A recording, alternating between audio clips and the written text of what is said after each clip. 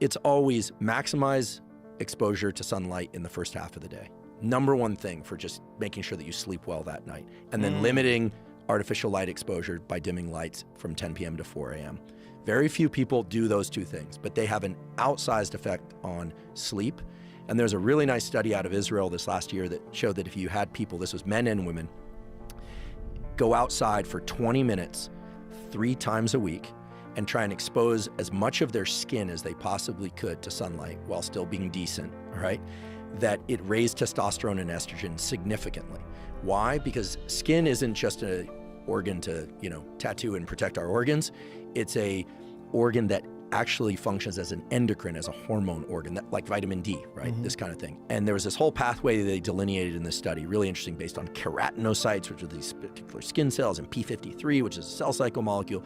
Super interesting. It showed getting sunlight on your body, getting sunlight exposure to your eyes early in the day, increases testosterone and estrogen, increases feelings of well-being, improves sleep, et cetera. It's like all the things we know, right? But people are finally catching on to this. And even though I kind of blab about this ad nauseum on my podcast, people always say, well, can't I just crank up my phone really bright in the morning and sit there? There's always this kind of negotiating. Like you're not gonna out-negotiate the sun. Right. I mean, and then people think, oh, the sun, that's really kind of woo technology. No, we evolved to get sunlight during the day and to avoid light at night. Have they done studies on people that live in, like, say, the Pacific Northwest where they don't get a lot of sunlight and whether or not that affects their testosterone and estrogen? Yeah, so they definitely, it depends on where they start out because there's some genetic variation. I mean, the variation in testosterone levels is huge, hence the huge reference range of like 300 nanograms per deciliter all the way up to, 1,200, right? This is what makes TRT kind of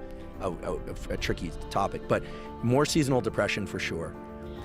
Greater requirement for sunlight viewing, but in order to keep mood high and hormone levels high. But the good news is people that are very susceptible mood-wise and hormone-wise to lack of sunlight respond best when they start getting light. So there's this really nice study that looks at like night owls and people that don't get much sunlight during the day. If they start getting some caffeine, exercise, and sunlight in the early part of the day. Caffeine? Just to ramp up their energy levels early on, get them outside, but also eating in the earlier part of the day, just trying to bring their active schedule into the earlier part of the day. But doesn't caffeine just make you feel like you're not tired? So this is a really cool mechanism. There's actually a trick to avoid the afternoon crash. It's not a trick, it's biology. But caffeine is an adenosine antagonist. It basically, as the longer you're awake, adenosine, or Matt Walker would say adenosine, adenosine builds up in your bloodstream. It's what makes you feel fatigued.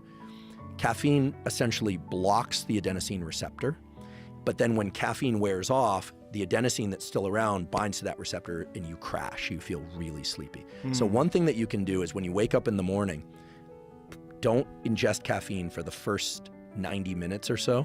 Like really push that off so that the adenosine and adenosine receptor interactions can all take place and dissipate.